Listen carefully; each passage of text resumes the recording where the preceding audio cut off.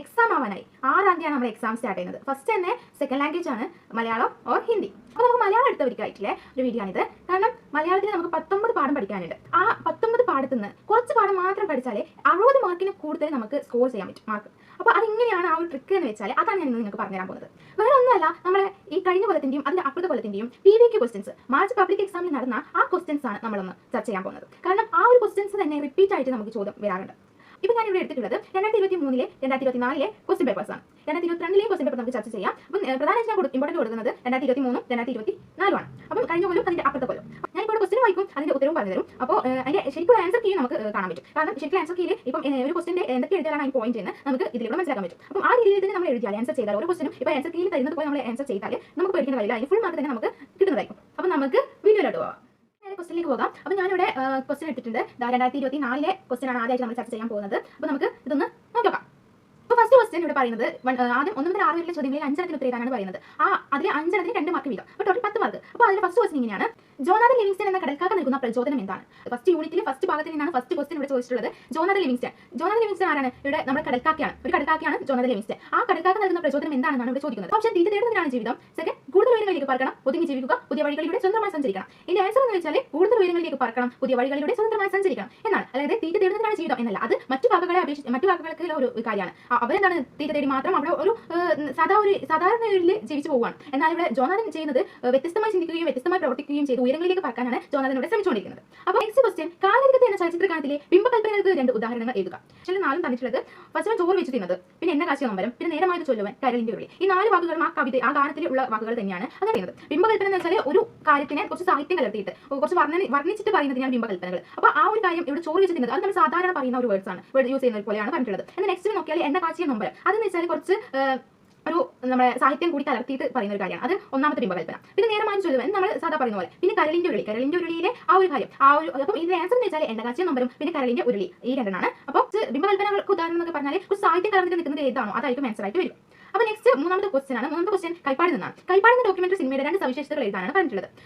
First one, പാരിസ്ഥിതിക പ്രശ്നങ്ങൾ അവതരിപ്പിക്കുന്നു. അതെ, ശരിയാണ്. പിന്നെ നാടക രൂപത്തിലുള്ള അവതരണം അല്ല, നാടക രൂപത്തിലുള്ള അവതരണം. പിന്നെ കൈപ്പാട് കൃഷിയിടങ്ങളുടെ ആവശ്യകതയെ ചൂടാണ്.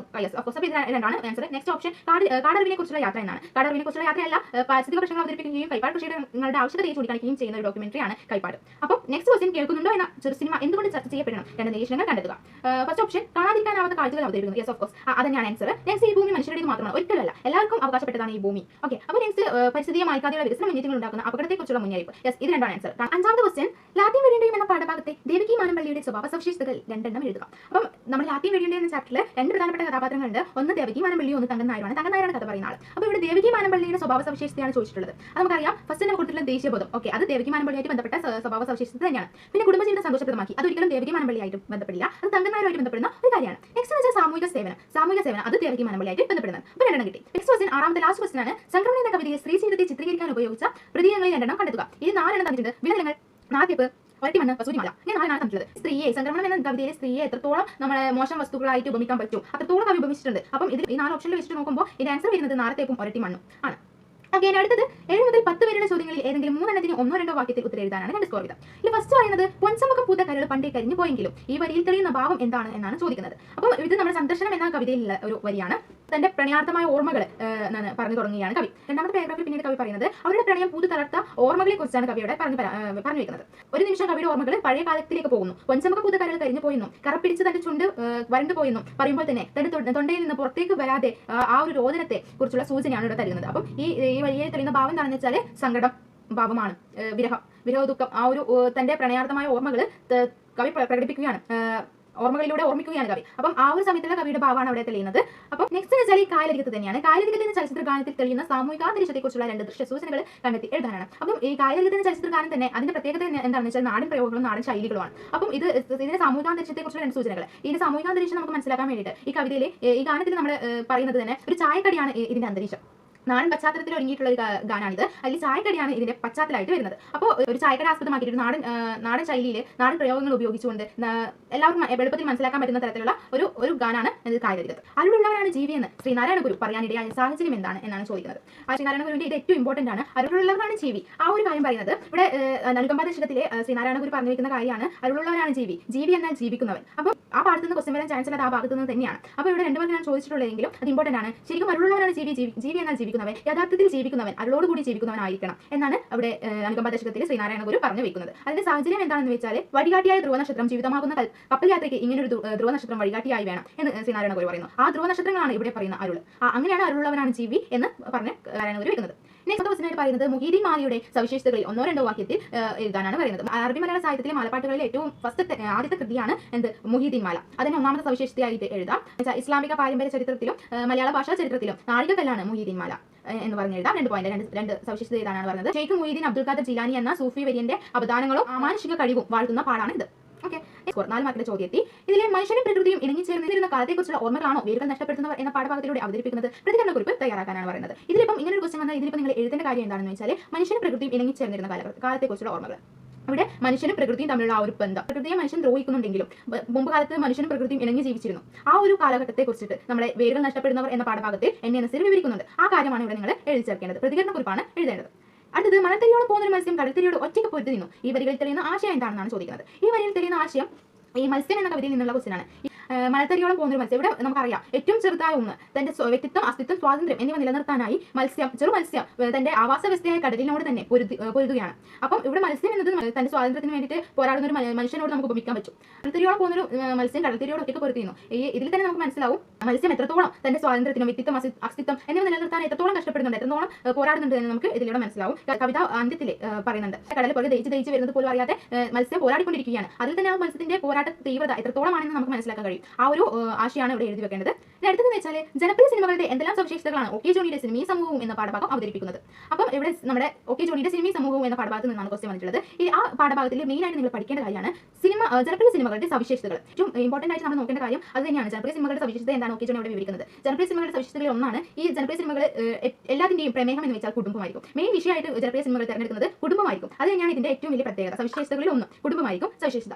എന്തുകൊണ്ടാണ് കുടുംബത്തിനെ ഇവിടെ പ്രമേഹമായി തിരഞ്ഞെടുക്കാൻ കാരണം കുടുംബത്തെ സ്നേഹിക്കുന്ന ഓരോരുത്തർക്കും ആ കുടുംബ വിഷയമായിട്ട് വരുന്ന ഓരോ സിനിമകളും അത്രമേൽ പ്രിയപ്പെട്ടതായി മാറും. കാരണം അതിലെ കഥാപാത്രമായി നമ്മൾ മാറുകയാണ്, അതിലെ നായകനുമായിട്ട് ഓരോരുത്തരും മാറുകയാണ്. ആ ഒരു നായകൻ അല്ലെങ്കിൽ ആ നായിക നേരിടുന്ന പ്രശ്നങ്ങളൊക്കെ സ്വന്തം പ്രശ്നങ്ങളായിട്ട് കാണുന്ന പ്രേക്ഷകർ കരുതുകയാണ്. അങ്ങനെ അവരിലേക്ക് ആയിട്ട് അധ്യാത്മം പ്രാപിക്കുകയാണ്. അപ്പം ഈ സിനിമാദ്യത്തിലെ ഇപ്പം കഥാനായകൻ സങ്കടപ്പെടുന്ന പ്രേക്ഷകരാണ്. കാരണം അവരാണ് അതിൽ നായകനായിട്ട് മാറിയിട്ടുള്ളത്. അപ്പം ഈ സിനിമയിലെ ജനപ്രിയ സിനിമകളിലെ എല്ലാത്തിന്റെയും ലാസ്റ്റ് നായകൻ വിജയിക്കുന്നതും കുടുംബ പശ്ചാത്തലമായിട്ട് വരുന്നതൊക്കെയാണ്. അതിനാണ് ഇവിടെ OK ജോണി പറഞ്ഞു വെക്കുന്നത്. സിനിമയുടെ സവിശേഷതയായിട്ട് OK ജോണി പറഞ്ഞു വെക്കുന്ന കാര്യങ്ങളും ഇത് തന്നെയാണ്.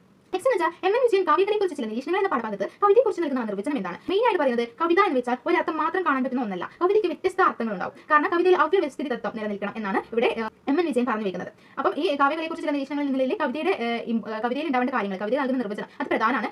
ആ പാഠത്തിൽ എന്താണോ പറഞ്ഞു വെക്കുന്നത് അവ്യവസ്ഥിതി തത്വം കവിതയ്ക്ക് ഉണ്ടായിരിക്കണം. ഒരർത്ഥം മാത്രമല്ല കവിതയ്ക്ക് ഉണ്ടായിരിക്കുന്നത്, വ്യത്യസ്ത അർത്ഥങ്ങളിൽ ഓരോരുത്തർക്കും ചിന്തിക്കാൻ പറ്റണം. ഒരു കവിതയുടെ വരി വായിച്ചാൽ ഒരാൾക്ക് തോന്നുന്ന അർത്ഥമായിരിക്കില്ല മറ്റൊരാൾക്ക് തോന്നുന്നത്. അപ്പോൾ വ്യത്യസ്തമായ അർത്ഥങ്ങൾ നിലനിൽക്കുന്നതായിരിക്കണം കവിത. കവികൾ തിരഞ്ഞെടുക്കുന്ന സിംബലുകൾ തന്നെ വ്യത്യസ്തമായിരിക്കും. അതൊക്കെയാണ് പാഠഭാഗത്തിൽ പറഞ്ഞു വെക്കുന്നത്. അതങ്ങനെ എഴുതിയാൽ മതി. ഇനി അടുത്തത് മനുഷ്യ ജീവിതത്തെക്കുറിച്ചുള്ള ദർശനങ്ങളാണ് അനർഘ നിമിഷം. ഈ പ്രസ്താവനയോടുള്ള അഭിപ്രായക്കുറിപ്പായി എഴുതുക. അതെ, മനുഷ്യ ജീവിതത്തെക്കുറിച്ചുള്ള ദർശനങ്ങൾ തന്നെയാണ് അനർഘ നിമിഷം. നമ്മുടെ മനുഷ്യന്റെ ജീവിതം എത്രത്തോളം എങ്ങനെയൊക്കെ നമ്മൾ മനസ്സിലാക്കിയിരിക്കുന്നു എന്നൊക്കെയാണ് അതിൽ പറയുന്നത്.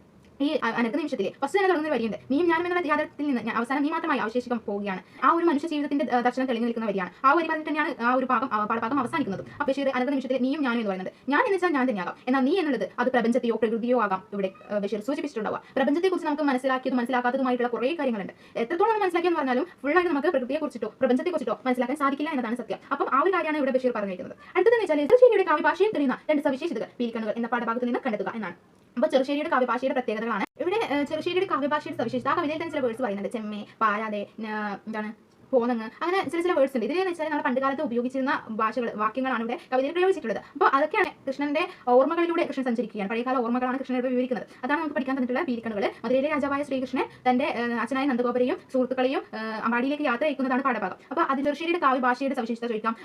കൃഷ്ണന്റെ ബാലകാല സ്മരണകൾ എന്തൊക്കെയാണെന്നുള്ള ക്വസ്റ്റ്യൻ വരാം. അങ്ങനെ 2 തരത്തിലും ഈ ഭാഗത്ത് നിന്ന് ക്വസ്റ്റ്യൻ വരാവുന്നതാണ്. അടുത്തെന്ന് വെച്ചാൽ ഒരു ചേരുമണിയാണ്. താഴെ ചേർത്തിട്ടുള്ള കൃതികളുടെ ഗ്രന്ഥകർത്താക്കളെ യഥാക്രമം എടുത്തെഴുതാനാണ് പറയുന്നത്. ഈ ഫസ്റ്റ് ജോനാഥൻ ലിവിങ്സ്റ്റൺ ഫസ്റ്റ് പാടാണ്. ഫസ്റ്റ് ഇത് അതിൽ റിച്ചാർഡ് ബാക്ക് ആണ്. ഓക്കെ, പിന്നെ ആരാച്ചാർ KR മീരയുടെയാണ്. KR മീരയുടെ ഓർമ്മയുടെ ഞരമ്പ് ആരാച്ച, അതാണ്. മുഹീദ്ദീൻ മാല അത് നമുക്കറിയാം ഖാസി മുഹമ്മദാണ് എഴുതിയത്. അപ്പോൾ ലാസ്റ്റുള്ളത് ദ്വാരക, അത് വേങ്ങയിൽ കുഞ്ഞിരാമൻ നായർ. ഓക്കെ, ഇനി അടുത്തത് 18 മുതൽ 21 വരെയുള്ള ചോദ്യങ്ങളിൽ ഏതെങ്കിലും 3 ഒരു പദത്തിൽ കവിയാതെ ഉത്തരം എഴുതാനാണ് പറയുന്നത്. അതിൽ 6 മാർക്കാണ്. 3 എഴുതണം, 4 3 എഴുതാനാണ്. അതിൽ ഭൂതവർത്തമാനങ്ങളുടെ ഓർമ്മകളാണ് സന്ദർശനം എന്ന കവിത. ഈ പ്രസ്താവനയുള്ള നിങ്ങളുടെ നിലപാട് കുറിക്കാനാണ്, ഈ കുറിപ്പായി കുറിക്കാനാണ് ഇവിടെ പറയുന്നത്. മധുരിക്കുന്ന ഭൂതകാലവും കൈപ്പേറിയ വർത്തമാനകാലവുമാണ് ആ കവിതയിൽ നിറഞ്ഞിരിക്കുന്നത്. അതിൽ ഏറ്റവും കൂടുതൽ കവി പോകുന്നത് തന്നെ തന്റെ മധുരിക്കുന്ന ഭൂതകാലത്തിലേക്കാണ്. അപ്പം ആ ഒരു ഓർമ്മകൾ എന്തൊക്കെയാണ്? മൈലാഞ്ചി എത്തിയ സ്വർണ്ണനിറത്തിലുള്ള തന്റെ പ്രണയിനിയുടെ കൈ തൊട്ടപ്പോൾ കവിയിൽ ആനന്ദം ഉളവാക്കിയതും കവിയുടെ കണ്ണിൽ കൃഷ്ണകാന്തം വെച്ച് കവിയുടെ ഉള്ളിൽ ആനന്ദം ഉളവാക്കിയതും ഒക്കെയാണ് മറ്റേ ഭൂതകാല ഓർമ്മകളായിട്ട് ഇവിടെ സന്ദർശന കവിതയിൽ പറഞ്ഞു വെക്കുന്നത്. അപ്പോൾ ഇതൊരു 6 മാർക്കിന്റെ ക്വസ്റ്റൻ ആണ്. ആ കവിത എന്താണോ കവിതയുടെ ആളാണോ ആ ഒരു കവിതയെ കുറിച്ച് ചെറിയൊരു പ്രമേയം നമ്മൾ സൂചിപ്പിക്കുക. രണ്ടാമത്തെ പാരഗ്രാഫിൽ ഈ ക്വസ്റ്റൻ തന്റെ കാര്യങ്ങൾ പരാമർശിക്കുക. എന്തൊക്കെയാണ് ഭൂതകാലത്തിന്റെ ഓർമ്മകൾ അവിടെ നടന്നിരിക്കുന്നത് ആ കാര്യങ്ങൾ പരാമർശിക്കുക. ലാസ്റ്റ് പാരഗ്രാഫായിട്ട് കൺക്ലൂഷൻ പോലെ രണ്ടും കൂടി പാഠഭാഗവും ഈ ക്വസ്റ്റിന്റെ ഒരു കുറിപ്പായിട്ട് നിലപാടാണോ അത് അങ്ങ് കുറിക്കുക. അപ്പോൾ മുൻ പാരഗ്രാഫിലേക്ക് എഴുതിയ ആൾക്കാർ നമ്മുടെ കയ്യിൽ കിട്ടും. അടുത്ത ക്വസ്റ്റൻ വെച്ചാൽ യാത്രയും വെടിയുടെയും എന്ന കൃതിയിലെ 2 കഥാപാത്രങ്ങളാണ് ദേവകി മാനമ്പള്ളിയും തങ്കനായർ. ഈ സ്ത്രീകളുടെ സ്വഭാവ സവിശേഷതകളെ കുറിച്ച് കുറിപ്പെഴുതാനാണ് പറഞ്ഞിട്ടുള്ളത്. ഇതെന്ന് വെച്ചാൽ യാത്രയും വെടിയുടെയിലെ 2 കഥാപാത്രങ്ങൾ, ഈ 2 മുഖങ്ങളാണ്. തങ്കനായർ എന്ന് വെച്ചാൽ തന്റെ കുടുംബത്തിന് വേണ്ടി തന്റെ ഭർത്താവിന്റെ മക്കളുടെ സുഖ സൗകര്യങ്ങൾക്ക് വേണ്ടിയിട്ട് തന്റെ ജീവിതം ജീവിക്കുന്ന ഒരാളാണ് തങ്കനായർ. എന്നാൽ ദേവകി മാനമ്പള്ളി അങ്ങനെയുള്ള ഒരാളല്ല. ദേവകി മാനമ്പള്ളി ദേശത്തിനും നാടിനും വേണ്ടിയിട്ട് തന്റെ ജീവിതം തന്നെ മാറ്റിവെച്ച ഒരു സ്ത്രീയാണ് ദേവകി മാനമ്പള്ളി. ദേശബോധവും സാമൂഹിക സേവനവും കൈമുതലാക്കിയ ഒരു വ്യക്തിയാണ്, സ്ത്രീയാണ് ആര്യ ദേവകി മാനമ്പള്ളി. അപ്പോൾ ഇവർ തമ്മിലുള്ള ഒരു കമ്പാരിസൺ അവിടെ എഴുതി കൊടുത്താൽ ആ ഒരു ആൾമാർക്ക് നമ്മുടെ കയ്യിൽ കിട്ടും. അടുത്ത ക്വസ്റ്റ്യൻ പുറപ്പെട്ടെഴുത്താണായിരം കഥകൾ നടന്നിട്ടും സംക്രമണം എന്ന കവിതയിലെ ഈ വരികൾ സ്ത്രീയുടെ ജീവിതയാത്രയുടെ ചരിത്രമാണ്. പ്രസ്തുത വിലയിരുത്തലിനോടുള്ള നിങ്ങളുടെ അഭിപ്രായം രേഖപ്പെടുത്താനാണ് അടുത്ത ക്വസ്റ്റ്യനായിട്ട് വന്നിട്ടുള്ളത്. പ്രതികരണശേഷിയില്ലാത്ത സമൂഹത്തിന്റെ ഒഴുക്കിനൊത്ത് മുന്നേറാനാവാത്ത ഒരു ദീനവും നിരാലംബവുമായ സ്ത്രീ ജീവിതത്തെക്കുറിച്ചുള്ള പരാമർശമാണ് സംക്രമണം എന്ന കവിതയിലെ ആചാര്യവിവർമ്മ നടത്തിയിട്ടുള്ളത്. പുറപ്പെട്ടെടുത്ത് തന്നെയാണ് സ്ത്രീകൾ എത്തിച്ചേർന്നിട്ടുള്ളത്. അതിൽ നിന്ന് അവർ മുന്നോട്ട് വിരിച്ചിട്ടില്ല എന്നുള്ള കാര്യമാണ് പറയുന്നത്. അത് പണ്ടത്തെ കാലത്തെ സ്ത്രീ ജീവിതത്തെ നമുക്ക് മനസ്സിലാക്കാൻ സാധിക്കും. ആ വരിയിൽ നിന്ന് നമ്മൾ പണ്ടത്തെ കാലത്തെ സ്ത്രീകളുടെ അവസ്ഥ എത്രത്തോളം ദീനവും നിരാലംബവുമായിരുന്നു എന്നുള്ള കാര്യം നമുക്ക് അതിൽ മനസ്സിലാക്കാൻ സാധിക്കും. അടുത്ത ക്വസ്റ്റ്യൻ ബൈസിക്കിൾ തീവ്സ് എന്ന സിനിമയിലെ പ്രധാന കഥാപാത്രമാണ് ആൾക്കൂട്ടം. പാഠഭാഗം പരിശോധിച്ച് സ്വാഭിപ്രായം രേഖപ്പെടുത്തുക. ഉറപ്പായിട്ടും ആ ഒരു സിനിമയിൽ ആ സിനിമ കണ്ടവർക്ക് മനസ്സിലാവും ആൾക്കൂട്ടം അതിൽ പ്രധാന കേന്ദ്ര കഥാപാത്രം മറ്റേ ആൾക്കൂട്ടം പല സ്ഥലങ്ങളിലും അവിടെ ഒരു കഥാപാത്രം പോലെ ഒരു കഥാപാത്രം പോലെ ആയി മാറുന്നുണ്ട്. കാരണം റിച്ചി ആദ്യം തന്നെ ആ സിനിമ തുടങ്ങുന്നത് തന്നെ ഒരു ആൾക്കൂട്ടത്തിൽ നിന്നാണ്. അതുപോലെ ആ സിനിമ അവസാനിക്കുന്നത് ഒരു ആൾക്കൂട്ടത്തിലേക്കാണ്. അതുപോലെ സിനിമയുടെ ഇടയിലും ആൾക്കൂട്ടം ഒരു കഥാപാത്രമായി പലപ്പോഴും എവിടെയും വരുന്നത്. എന്നാൽ റിച്ചി ആൾക്കൂട്ടം എപ്പോഴും വിപരീത ദിശയിലാണ്. റിച്ചിക്ക് അനുകൂലമായിട്ട് ഒരിക്കലും ആൾക്കൂട്ടം നിലനിൽക്കുന്നില്ല. റിച്ചി ശത്രുവായിട്ടാണ് ഇവിടെ ആൾക്കൂട്ടം മാറുന്നത്. അപ്പം അത് നിങ്ങളുടെ സ്വാഭിപ്രായമാണ്, അതങ്ങ് രേഖപ്പെടുത്തുക. അടുത്തത് വെച്ചാൽ ചുവടെ കഥാഭാഗം വായിച്ച് നമുക്ക് മെയിനായിട്ട് ഏതെങ്കിലും ഒരു കഥ തന്നിട്ട് ആ കഥയിൽ 3 ക്വസ്റ്റ്യൻ തരും. അതിന് 2 മാർക്ക് വെച്ചിട്ട് അങ്ങനെ ഇവിടെ തരുന്നത് അത് വേറെ വരും. അത് നമുക്ക് മാറ്റാം. അത് 25 ക്വസ്റ്റ്യൻ 1 പതിന് കഴിയാതെ തരുക. നമ്മൾ 8 മാർക്ക് ക്വസ്റ്റ്യൻ ആണ്. അതിന് പ്രധാന ഫസ്റ്റ് ക്വസ്റ്റ്യൻ ഓർമ്മയുടെ നിർമ്മിതാണ്. സ്വാതന്ത്ര്യത്തിന്റെ വിവിധ തലങ്ങൾ ഓർമ്മയുടെ നിർമ്മ എന്ന കഥയിൽ വിശദമായി ചർച്ച ചെയ്യുന്നുണ്ട്. കഥയിലെ കേന്ദ്ര കഥാപാത്രമായ മുത്തശ്ശിയെ മുൻനിർത്തി നിലപാടുകൾ അവതരിപ്പിക്കാനാണ് പറഞ്ഞിട്ടുള്ളത്. ഓക്കെ, അപ്പം 8 മാർക്കിന് ഓർമ്മയുടെ നിർമ്മ എന്നാണ് ക്വസ്റ്റ്യൻ വന്നത്. ഈസി ആയിട്ട് നമുക്ക് മാർക്ക് സ്കോർ ചെയ്യാൻ പറ്റും. കാരണം ഇവിടെ മുത്തശ്ശിയുടെ ഭൂതകാല ഓർമ്മകൾ ഒക്കെയാണ് ഒരു കഥയിൽ കെ.ആർ. മീര അവതരിപ്പിച്ച് വെച്ചിരിക്കുന്നത്. സമരത്തിന്റെ പങ്കെടുത്തതും തന്റെ ഭർത്താവിൽ നിന്നുള്ള തന്നോടുള്ള ആ ഒരു വിരോധവും ഡൽഹി കാണണമെന്ന ആ വൃത്തിക്ക് ആഗ്രഹം ഉണ്ടായിരുന്നിട്ടും തന്റെ ഭർത്താവ് തന്റെ മക്കളെയും അമ്മയെയും മാത്രം കൂട്ടി ഡൽഹി കാണിക്കാൻ കൊണ്ടുപോയതും തന്നെ കൂട്ടാത്തതിന് കാരണം പറഞ്ഞത് അച്ഛന്റെ അസ്തിത്വത്തിൽ ആര് വിളക്ക് കൊടുത്തും ആര് വീട്ടിലെ കാര്യങ്ങൾ നോക്കും എന്നൊക്കെയാണ്. അപ്പം അച്ഛന്റെ 4 ചുവരുകൾക്കുള്ളിൽ ഒതുങ്ങി നിൽക്കേണ്ട ഒന്നാണ് സ്ത്രീ എന്നാണ് ഇവിടെ പറഞ്ഞു വെക്കുന്നത്. ആ ഒരു കാര്യങ്ങളൊക്കെ മുൻനിർത്തിയിട്ട് ഒരു നമ്മുടെ നിലപാടുകൾ വെച്ചിട്ട് ഒരു 8 മാർക്കിന് ഒരു 5 പാരഗ്രാഫ് എന്ന രീതിയിൽ എഴുതിയാൽ ആ മാർക്കും നമ്മുടെ കയ്യിലേക്ക് കിട്ടും. അടുത്തത് ദാമ്പത്യ ജീവിതത്തിലെ സന്തോഷങ്ങളും പൊരുത്തങ്ങളും ഓർമ്മകളും ഊഞ്ഞാലി സമന്വയിക്കുന്നു. ഈ പ്രസ്താവനയുള്ള നിങ്ങളുടെ നിലപാട് അവതരിപ്പിക്കാനാണ് പറഞ്ഞിട്ടുള്ളത്. ദാമ്പത്യ ജീവിതത്തിലെ ആ ഒരു സന്തോഷങ്ങൾ വാർദ്ധക്യകാലത്തും തന്റെ ദാമ്പത്യ ജീവിതം മധുരിക്കുന്ന ഓർമ്മകളാക്കി മാറ്റുന്ന 2 ദമ്പതികളെയാണ് നമുക്ക് ആ പാഠഭാഗത്ത് കാണാൻ സാധിക്കുന്നത്. അപ്പോൾ ആ ഒരു കവിതയെ കുറിച്ചിട്ടുള്ള കാര്യം അറിഞ്ഞു വെച്ചാൽ നമുക്ക് ഈ ക്വസ്റ്റൻ അറ്റൻഡ് ചെയ്യാൻ പറ്റും. അടുത്തത് ലാസ്റ്റ് ക്വസ്റ്റൻ ആണ്. മാതൃവാത്സല്യത്തിന്റെ കഥയാണ് ശസ്ത്രക്രിയ. എന്താ കഥ പരിശോധിച്ച് നിരൂപണം തയ്യാറാക്കാനാണ് പറഞ്ഞത്. കഥയ്ക്കൊരു നിരൂപണം നമ്മൾ കഥാപാത്ര നിരൂപണം എഴുതിയിട്ടുണ്ടാവും. കഥയ്ക്ക് നിരൂപണം തയ്യാറാക്കാനാണ് പറഞ്ഞിട്ടുള്ളത്. ഇവിടെ ശസ്ത്രക്രിയ മാതൃവാത്സല്യത്തിന്റെ കഥ തന്നെയാണ്. അമ്മയ്ക്ക് മകനോടുള്ള ആ ഒരു സ്നേഹവും മകൻ അമ്മയോടുള്ള ആ സ്നേഹവും ഒക്കെ ആ ഒരു കഥയിൽ നിന്ന് വ്യക്തമാക്കി നമുക്ക് കഥാകൃത്ത് മനസ്സിലാക്കി തരുന്നുണ്ട്. ആ ഒരു കാര്യങ്ങളൊക്കെ വെച്ചിട്ട് മാതൃവാത്സല്യം നിറഞ്ഞു നിൽക്കുന്ന സന്ദർഭങ്ങളും ഒക്കെ വിവരിച്ചിട്ട് ആ ഒരു കഥക്ക് നിരൂപണം നമുക്ക് എഴുതാൻ സാധിക്കും. അതിലെ പ്രമേയം അമ്മയ്ക്ക് ഓപ്പറേഷൻ തന്റെ ഗർഭപാത്രം നീക്കം ചെയ്യാനുള്ള ഓപ്പറേഷൻ നടക്കാൻ പോകുന്നു എന്നറിഞ്ഞപ്പോഴുള്ള അമ്മയിൽ ഉണ്ടാകുന്ന മാറ്റങ്ങളാണ് ആ കഥയിലെ പ്രധാനമായിട്ടുള്ള സന്ദർഭങ്ങൾ. അപ്പം അത് വായിച്ചു പോയാൽ ആ ഒരു ഇതിന് നമുക്ക് ഉത്തരം പറ്റും. അപ്പോൾ സത്യത്തിൽ നോക്കുകയാണെങ്കിൽ ഈ ഒരു 2024 പബ്ലിക് എക്സാം എല്ലാ ക്വസ്റ്റ്യനും നല്ല രീതിയിൽ അറ്റൻഡ് ചെയ്യാൻ പറ്റുന്ന നല്ല രീതിയിലുള്ള നല്ല ക്വസ്റ്റ്യൻസ് തന്നെയാണ്. ഈസി ആയിട്ട് നമുക്ക് സ്കോർ ചെയ്യാൻ പറ്റും. 8 മാർക്കിനൊക്കെ ഓർമ്മയുടെ നിന്നും ഊഞ്ഞാലിൽ നിന്നും ശസ്ത്രക്രിയയിൽ നിന്നുമാണ് ക്വസ്റ്റ്യൻ വന്നിട്ടുള്ളത്. അപ്പോൾ ശ്രദ്ധിക്കുക, ഈ പ്രാവശ്യവും വേണമെങ്കിൽ അതിൽ നിന്ന് തന്നെയായിരിക്കാം വരിക, അറിയാൻ പറ്റില്ല. ഓർമ്മയുടെ നിർമ്മിക്കുന്ന 8 മാർക്കിനൊക്കെ ക്വസ്റ്റ്യൻ വന്നാൽ കുറേ എഴുതാനുണ്ട്. അപ്പം അത് അതിന്റെ പോയിന്റ്സ് ആക്കിയിട്ട് പഠിച്ചു വെക്കുക. അപ്പം 2023, 24, 22 ഈ 3 ക്വസ്റ്റ്യൻ പേപ്പറും അതിന്റെ ആൻസർ കീയും ഞാൻ താഴെ കൊടുത്തിട്ടുണ്ടാവും. അപ്പോൾ വേണ്ടുന്നവർ ചെക്ക് ചെയ്ത് നോക്കുക. അപ്പോൾ ഇത്രയുള്ള ഇന്നത്തെ വീഡിയോ ഇഷ്ടമായ വീഡിയോ ലൈക്ക് ചെയ്ത് സപ്പോർട്ട് ചെയ്യാൻ മറക്കല്ലേ. അടുത്ത വീഡിയോ ആയിട്ട് കാണാം. അതുവരേക്കും ബൈ.